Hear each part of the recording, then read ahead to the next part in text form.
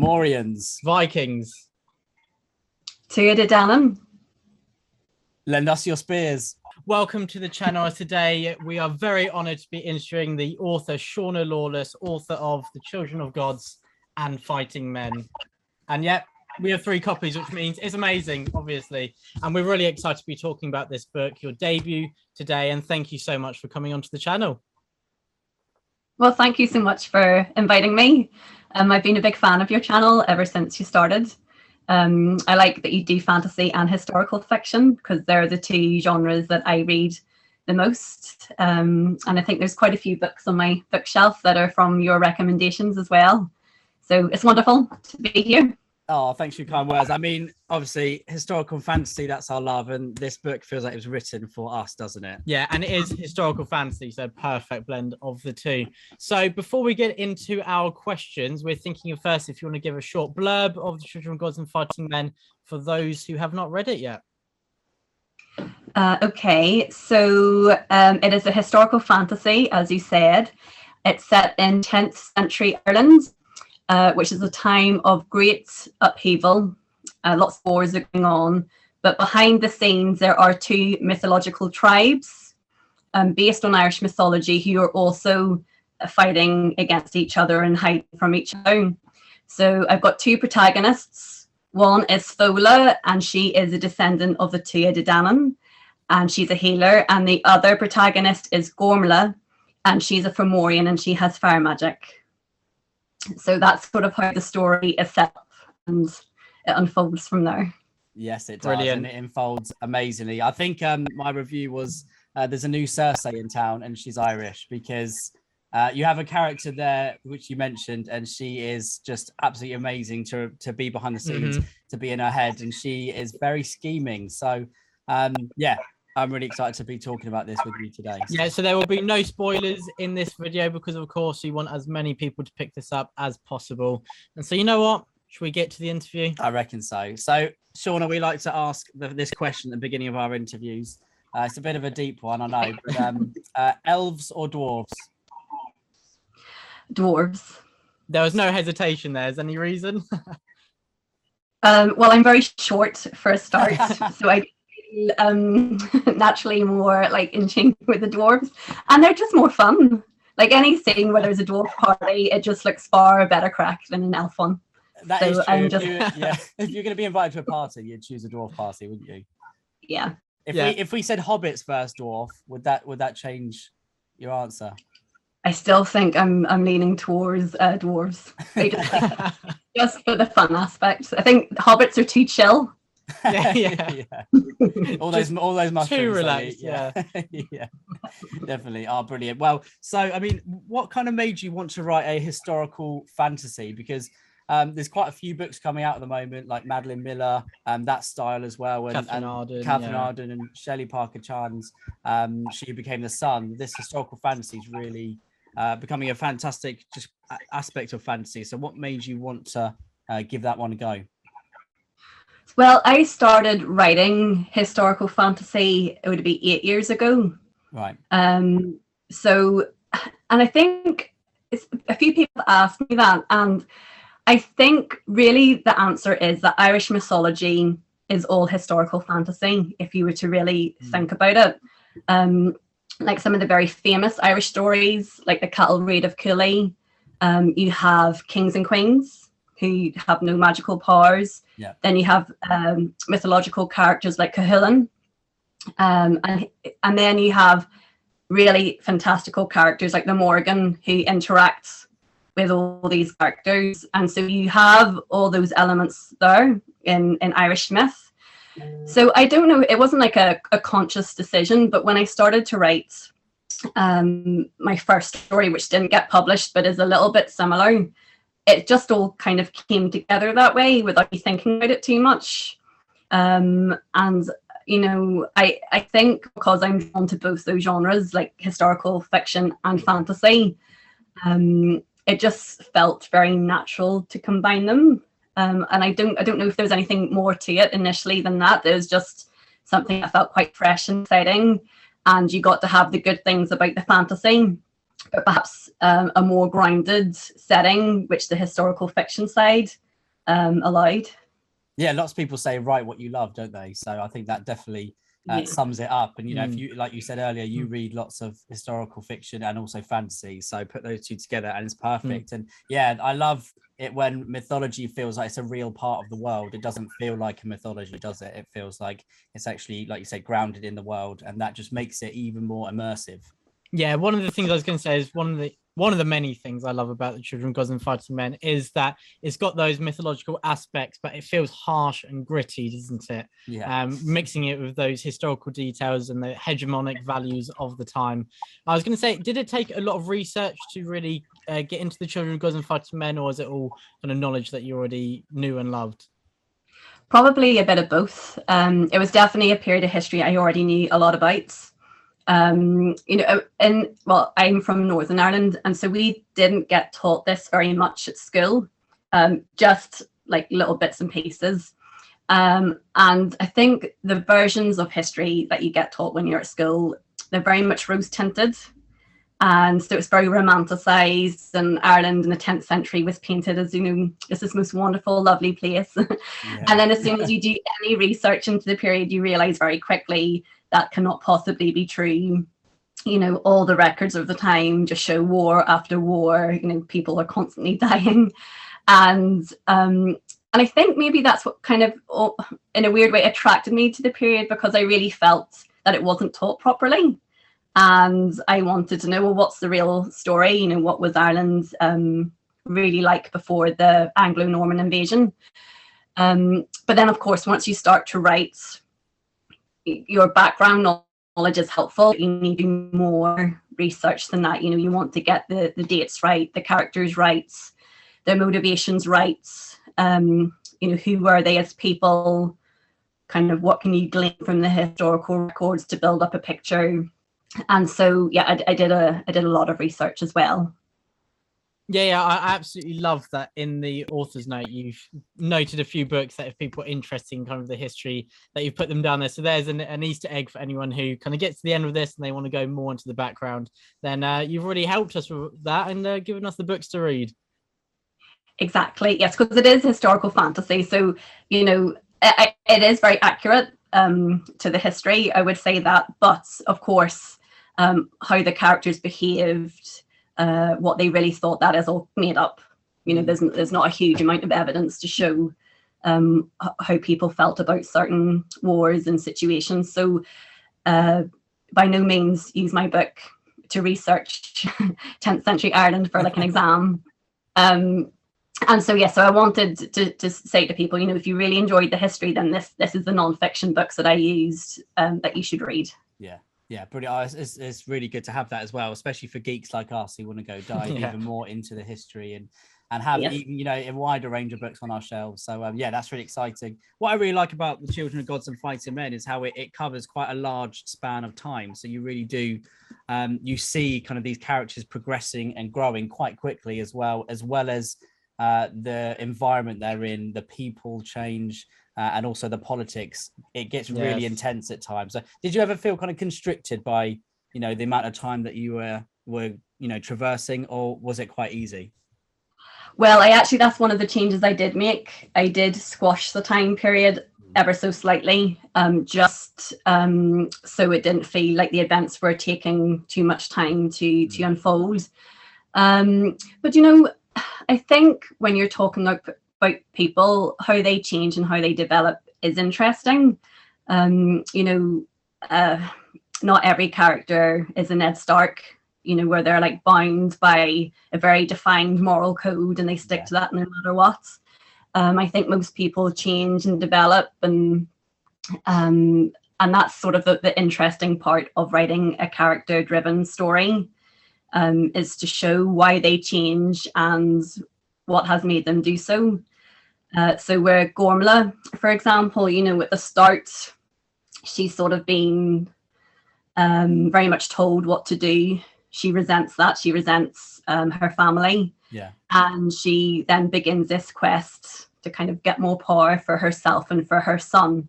But I suppose as the story develops, you get to question, is it for her son? Is it for herself? Yeah. what actually is her objective here, and is she even being honest with herself? And I think with first person perspective, the reader is quite often in on the fact that she lies to people, because you know her thoughts, and then you're hearing her words. So I'm not constantly having to tell you that she lies. You're getting it. But the interesting thing, of course, is that people lie to themselves, and sometimes that kind of is revealed to herself, and she's a very interesting character to write because of that. And then Fiona from the other side, she's a bit more consistent, but again, she's kind of had a history where she hasn't really lived the life that she's wanted to live either. And she's had a lot of grief. So her story, even though she's an older character, is about one of kind of reawakening and becoming herself again. And so that was important too. And so you need time to develop that. People don't suddenly kind of, I don't know, become who they want to be overnight. It's a process. And so the time was important to show that. Yeah, I really love how you show that internal conflict over a span of time, because I think it's not shown enough in books that, as you said, that period of growth, you often see it's one decision and suddenly a character changes. And it leads into something else that I absolutely adored, was the detail to character and the psychology. I absolutely loved it, and it really ties into the political intrigue, how the plot unfolds. And anyone who's watched the channel for a little while knows that we are character-driven readers, and as you said, this is a character-driven book. Yes, it definitely is. There is action as well, maybe more so at the end of the novel. But for me, for every story that I love, it's always the characters that kind of make me want to keep reading. So, big fan of Mark Lawrence and Game of Thrones and those stories that are really just have the best characters. Yeah, definitely. And I think Gormla really fits in with, any Mark Lawrence character, 100%. She is just fantastic, and the way that you get swept along her arc, and she is so intense to read, and just the way that she shocked me so many times, and then by the end I was like, why am I still shocked? But it just went in twists and directions that I really didn't think that she would go in. So she was so interesting to read, and I really like what you mentioned about her kind of she's like a fantasy mother. Everyone loves to read about a fantasy mother, don't they? But this is a very different type of fantasy mother. That's one way to put it. Yeah, she's extreme, but I think she's living in an extreme time. And the men, the male characters around the two women, they are very strong characters, and they are also kind of having to deal with all these political issues and upheaval.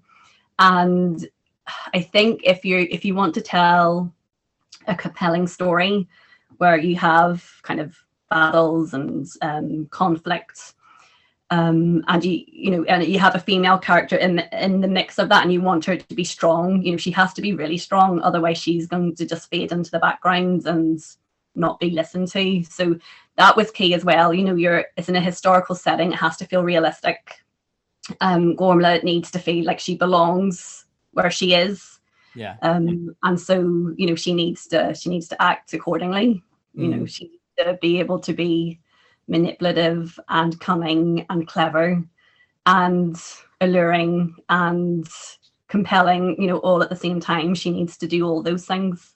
Yeah, personally, I've not read many historical books with a leading female protagonist, and so it's really refreshing to have that and intertwine that with the political intrigue, obviously in a patriarchal driven society. And I loved how you showed that, but you also have these female characters who they do have power, but in a different sense, and it shows that she really has to use her intelligence. And it is really hard in a book to make a character come across really intelligent and have that political intrigue and all those kind of little plots weaving in and out.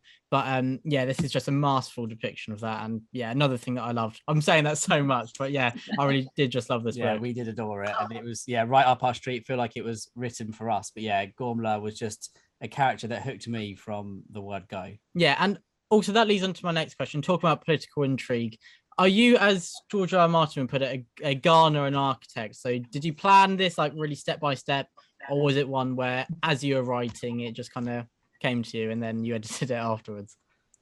Yeah, I'm not an architect.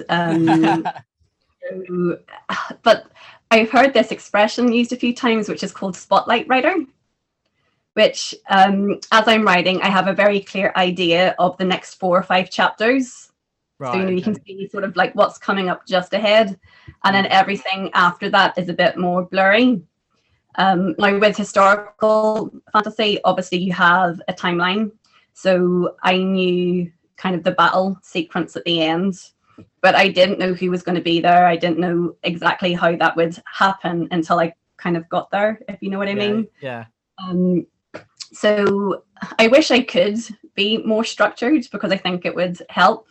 But anytime I do that and then I start to write, the characters won't do what I've told them that they should be doing. They rebel, all of them, like do not behave themselves. So then I end up, there's no point. Like I may as well just kind of let them act as they act and kind of try to see, well, why would they be at this location at the time and in a natural way? That must be quite exciting for you. I mean, you're obviously just the messenger then, you're not creating what's happening. So I feel like that. Yeah, I feel like Gormla, like she's like very bossy and does not let me do certain things. Just having to go with it. So with that, and do you find those kind of that historical timeline like restrictive because of obviously you're trying, those characters are, as you said, just expanding by themselves, or do you find it helpful that you manage to use that to streamline it as well? Yeah, I think it reins me in a little bit. Otherwise, like I don't know where I'd end up. Yeah, no, I enjoy both. I think it does. It gives me a sort of a narrative frame where I know where I need to get to. So I know where the end is and I know some of the key plot points, but I have a lot of fun getting there and like making sure that the characters like are having a good time, I suppose, or enjoying themselves or kind of having a lot of conflict on the way. I feel like that you as a writer must then, really know your characters and also have to kind of, really trust yourself along the way that as you're writing, I think it adds to the realism, definitely, because it feels like they're making logical decisions and steps that rather than you writing a whole arc of what would be a great book and then just, putting them down, real life isn't a whole book arc, is it? Or, perfectly put onto paper. So yeah, I think that adds definitely to the realism. Yeah, no, it is, and it's good fun. Like the character of Harold wasn't really very clearly defined in my head until he kind of got on the paper. Yeah.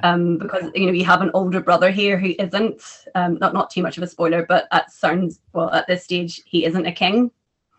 So why would an older brother not be king? What is going on there? Yeah. So then that became very interesting to kind of develop as to why that would be. And there's another scene with Gormla and she is in a trial kind of situation. And that was just written, like, that just came to me and I just wrote it. Yeah. That wasn't planned at all. So it's a lot, there's maybe more freedom. And then like very suddenly these scenes that you hadn't really planned become these very big pivotal scenes and inform the character. So yeah, I really enjoy writing. Like I find it a lot of fun to put the scenes together and to explore rather than being very, very strict. But I do like, as I said, I like having some sort of framing. Otherwise I think I would go off on a tangent and the book would be really long. Another thing I noticed is that a lot of the settings are very vivid and you really get that tone and atmosphere. Are you quite a visual writer where you like to kind of really see in your mind what it looks like? No, I have to work on that. That's something I have to try harder to do. And I think because I live in Ireland and I'm writing, I'm writing the dialogue and what the characters are doing and how they're feeling. And then it's afterwards that I'm like, right, people don't know where this is. They are not seeing what you have already seen. So you need to fill that in. Yeah. But not in saying that, like, it's something I have to work on. It's not something that comes naturally, but then I do enjoy writing it. Yeah. Once I bring that in, because I think the atmosphere of Ireland, the location, the feel of it, the dialect is all new to a lot of people. And so I liked kind of giving that Irish detail because I don't think it's been done very often. Yeah. And you can tell that there's a confidence in this as well, which is obviously from your passion and knowing Ireland so well. And that really comes across in the book and it really just engages you and immerses you. in that tone and atmosphere even more. It made me want to visit Ireland until people started getting murdered and stuff. So yeah. Well, there's lots of places that you can visit that are in the book.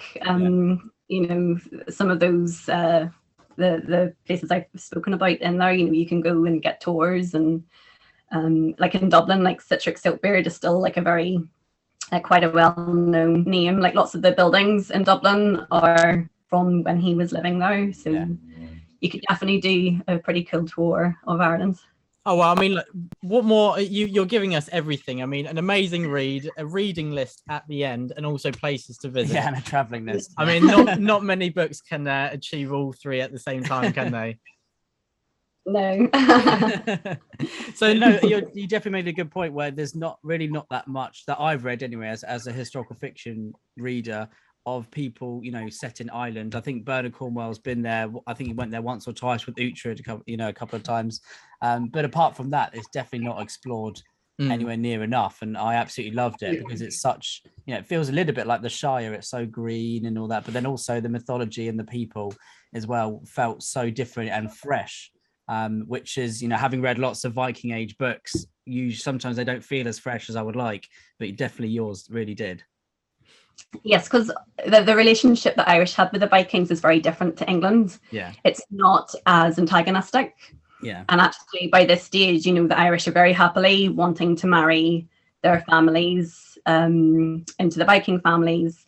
The Viking families are becoming quite important, and and there isn't the same religious conflict either. The Irish are not very well converted. I've tried to make that point in the story as well. They have converted, but they're still holding on to a lot of pagan traditions, which are in some ways similar to the Vikings. Yeah. So there isn't that culture clash, which you see in the Last Kingdom. Yeah. So that was important as well. It is a different Viking story. It's not another Last Kingdom, where you're getting kind of all the kind of King Alfred versus the Vikings and all this like kind of feudal battles, and like everything's very different. It's not the same. Actually, a lot of the conflict is between the Irish and the Vikings are sort of trying to maintain independence, but are getting dragged into the Irish wars as well. So the conflict is very internal. Yeah, I was going to say the political lines are far more blurred, as you can see in this. And it does really bring in that political intrigue as well. Because in Last Kingdom, I love it. I love the series. But it's always pretty clear who's going to be fighting the other and who's going to take which side. But this is an entirely different story, as you said. And yeah, it really just has a different, fresh take on it, as you said, Ed.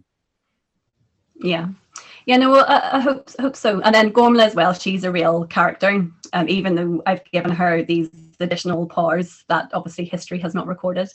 But I thought that was interesting as well to have the female narrator, because again, like I suppose you have like Ethelflaed in the Last Kingdom, who's a very important female character, but generally in historical fiction at this time, women are not really the leads. Yeah, definitely not. And I think Gormla and Fowler as well make decisions that really affects what everyone else are doing, but then also what everyone else is doing affects those two as well. Yeah, you see how restrained they are as well. Yeah, definitely. So what I really like is kind of the way they mingle with the other people as well, and yeah, it all comes into play, and it's really exciting. As a debut author, what did you find the publication like? Was it enjoyable, or was it quite hard kind of letting your book go out into the wild?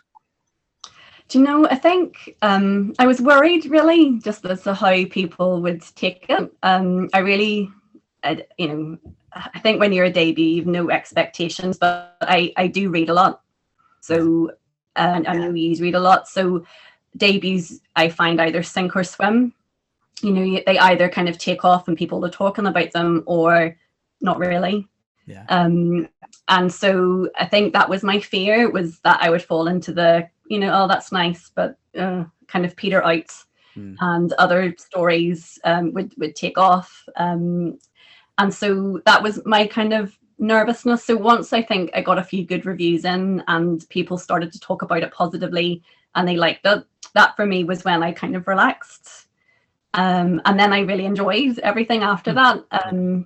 I really enjoyed the book launch, and I've enjoyed like the book tour that was done. Head of Zeus are brilliant. They're my publisher, and they did a lot of publicity for it, which was brilliant.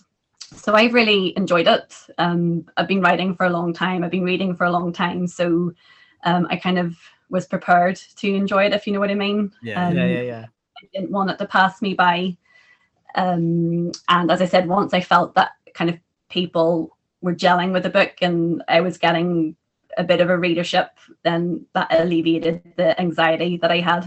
Oh, I'm sure there were loads of, kind of pinch yourself moments, especially as you've been writing for, quite a few years, and now it's all kind of come to fruition, which must just feel so nice. Yes, it is. It's lovely. And yeah, there's been so many pinch yourself moments, and like your book review is one of them, because it was just such a lovely book review, and just that people are being so nice and kind of enjoying it, and even that it is published it was a huge kind of pinch yourself moment, because my first book got rejected. It didn't go anywhere, so I've had that experience of writing something and it just not catching anyone's eye. So when this book did, it was lovely. Yeah. And I imagine it makes it all the sweeter as well. Yeah, and I'm really glad you did that pronunciation guide, because I mean, whenever we record a video about this in the future, we will now know how to say the names. Yeah, definitely. And now it's fine if you don't. Like, I put the guide there for people who wanted to know, but Irish names are notoriously difficult to say, so it doesn't matter. Well, everyone loves a list of characters at the beginning as well as a pronunciation guide. So I already said visiting sites, reading list. There's even more in here. It's got everything a reader could ask for, really. But now I'm going to dive a bit more into your reading past, and I was going to ask, what is the first book you really remember loving? Oh, the first book. I was really, really into two authors when I was younger. So one was Enid Blyton and the other one was Colin Dan, who wrote The Animals of Farthingwood. Okay. And I know people know that first title, but he wrote a whole series about the animals. And there was one of the books in the series called, I think it was A Cub Called Bold. And it's the first book that really made me cry. Oh, yeah. Really, so I have like really vivid memories of that series and that book in particular. But I loved reading when I was younger. I read just hundreds of books. Yeah, and that is brilliant. I mean, you see with authors, it's the more that they read, and obviously that passion for reading as well, and it's obviously ignited your passion for writing as well. Yeah, has your reading changed as you've been trying to become a writer? I don't know. I think maybe once you start to write yourself, you become more aware of how other writers are telling their story. And thinking about, well, why did that writer write that story in third person past tense, and why did that writer use first person present tense, and why did that writer use sort of stream of consciousness style, and another use purple prose, and another kind of do very clear kind of concise writing. So I think you kind of think more about those sort of things, and kind of what the point is, and why some writing catches your eye more than others. I think writing books that are really good is really helpful, and then also understanding why books don't work for you is really useful as well. So I think I probably thought about it a bit more clinically, whereas before I just read and it was just for the enjoyment, and that was it. So approaching from a more analytical perspective as well. Yeah. And in terms of book 2, how is that coming along? It's finished. It's finished and handed in. That is brilliant news. That's good to hear. I was going to say, look, we all need it now. We need it now. Yes. So I'm getting my edits in soon, so that will be good. I like the editing process. I like making the book better, and really kind of amping up the scenes that need it. So yeah, it was finished actually at the end of June. Oh, brilliant. And I'm on book 3 at the minute, and I've also completed a secret project as well. Oh, well, we've got a lot coming our way then. So yeah, you're the new Mark Lawrence then, churning them out year after year. Very nice. Hopefully. If I could be as prolific as Mark, that would be wonderful.